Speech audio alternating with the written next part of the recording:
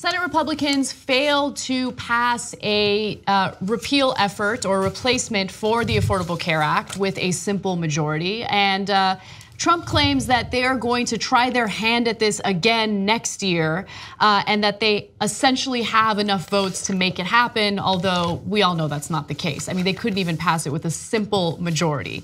Now, speaking to the press, Trump said that he will take matters into his own hands when it comes to one particular issue in regard to health care. He wants to allow people to buy health insurance across state lines. Take a listen. I am considering an executive order on associations, and that will take care of a tremendous number of people with regard to health care. And I'll probably be signing a very major executive order where people can go out, cross state lines, do lots of things, and buy their own health care. And that will be probably signed next week. It's being finished now. Okay, the rest of his quote was, it's gonna cover a lot of territory and a lot of people, millions of people. I'll probably be signing a very major executive order.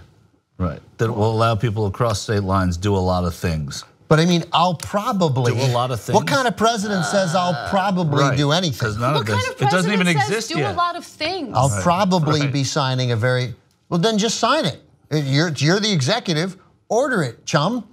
I'll probably be signing, and probably be signing. It's not just a major order. Very major. It's a very major order. Okay. It's very major. So let's talk a little bit about the ramifications of this executive order, if it's found to be an executive order that could even be put into effect, because there's a big question mark in regard to whether the federal government can get involved in the regulations that states have for insurance companies. Now, as you guys know, regulations vary state by state. Some of the red states have way less regulations when it comes to private insurance. Some of the blue states have stricter regulations. And so when you create a system where people can buy insurance across state lines, what do you think insurance companies are gonna do? What do you think they're gonna do? They're gonna go to states where there are the least regulations, and it's going to be a race to the bottom.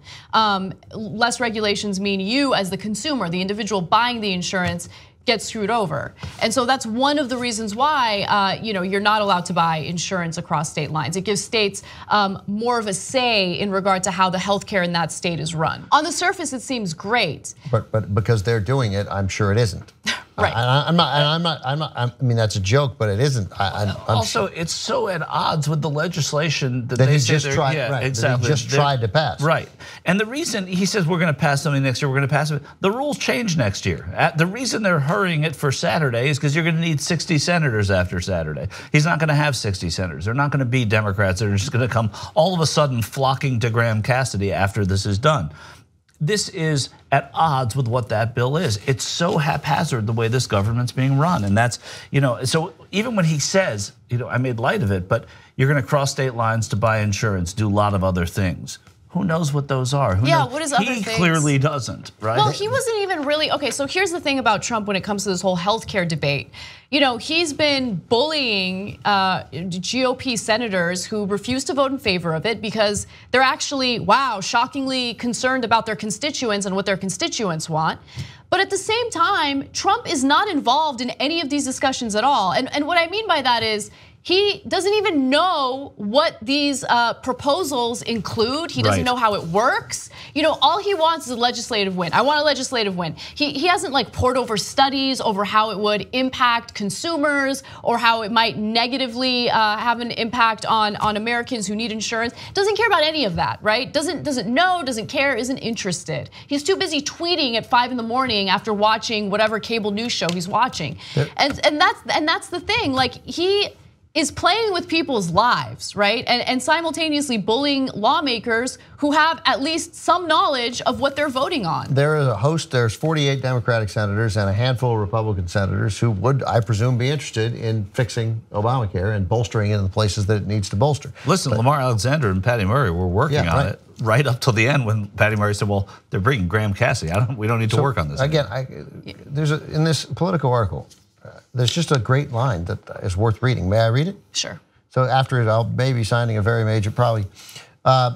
So Trump claimed that, then he said, talking about Graham Cassidy, the 52-member caucus has until Saturday to pass a bill with just 50 votes, but Senate Majority Leader McConnell pulled a vote because the last-ditch legislation lacks enough support. Here's what Trump said today. Trump claimed, however, that Republicans do have the necessary votes, though he later said, so they do have it, though he later said we're only one off, maybe two. Then he repeatedly insisted that a Republican senator, likely referring to Senator Thad Cochran, who's recovering from urological surgery at home in Mississippi, is a yes but can't vote because he's in the hospital. I can't take him out of the hospital, Trump noted. A spokesman for Senator Cochran said the senator is not in the hospital. I mean, it's just like it's just madness and lunacy and gibberish. And by the way, and all this effort then to repeal the Affordable Care Act has undermined the way the Affordable Care Act works. Right. I mean, of course it is. That was a big fear of a lot of these senators. Right, and so that now the Affordable Care Act is in worse shape than it's ever been in, thanks to them, and they're not going to try to fix it. We have Trump now saying he'll sign an executive order where it remains unclear whether he'll be able legally, that'll have any effect at all. And the odds that an executive order fixes what's wrong with Obamacare and helps people get more affordable insurance strikes me as inconceivable that he would be signing that order. And just to be clear, they have absolutely no intention of helping to improve Obamacare because they don't think that that's a good idea politically. This is all about politics because Trump, first of all, wants to undo anything that Obama has done, even if it's a good policy. And we all acknowledge that the Affordable Care Act needs to be improved. There are definitely flaws, but it was supposed to be a foundation in which we improve on.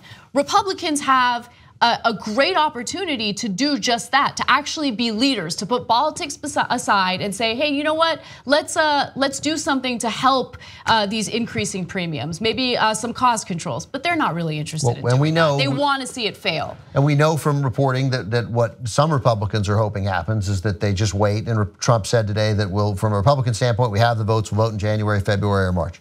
I mean, to do that, they would have to pass another continuing resolution, right? And they would have to decide that they want to do it on healthcare and not the budget, because you can only do one unless they combine them. Unless they combine them, which was super tricky to combine them. Almost impossible. Almost impossible. So the likelihood that they'll be able to do it in January, February, or March with only 50 votes is unlikely. But we know from reporting that what they're hoping for is that sometime next year when they maybe can do it with 50 votes again, if that's the way they decide to go, that by then the Affordable Care Act will be so significantly weakened that there'll be less groundswell against repealing it and more an effort. So they want, again, what we've known they wanted, but what we've now seen widely reported, they want people's health care plan to fail. Yeah. So that they can repeal the thing that has Barack Obama's name on it. That's madness. That's insanity. By then, we're also going to be dealing with Robert Mueller and what he has to say. We're dealing with Robert Mueller and the likelihood that some of these Republicans then, the closer we get to a midterm election in 2018, that they then want to get involved and be in charge of repealing it. And I think that what Paul Ryan had said apparently at one point to Mitch McConnell was, hey man, whatever you pass, will pass, right? So that they don't, so that they could get it done in the deadline. Well, then you're going to be looking at some unquestionably vulnerable members of the House, and I suspect as we get into March, April, and May, they're going to be like, I really don't want to repeal people's health care. This is not an election year issue. They never want to do this in an election year. But their plan continues to be to weaken Obamacare. And his plan is to continue doing what you said, which is bullying these senators and bullying these Congressmen. Today, just very quickly, he was in Indiana selling his tax reforms. He flew with Senator Joe Donnelly, a Democrat from Indiana, on Air Force One to Indiana, did his rally. In the middle of the rally, looked at Joe Donnelly and said, we're going to work as hard as, if you don't vote for this, we're going to work so hard to make sure you're not elected here, after he flew him out there, right? Well, on the one hand, he's a Republican president. He's not going to work hard to get Joe Donnelly elected, a Democrat in Indiana, but it's just this threatening and this bullying is unbelievable, unprecedented. That's what he loves to do. So if you're a Democrat, I got it, don't get on the plane. If you like the Young Turks, you'll love Young Turks membership. TYTnetwork.com/join.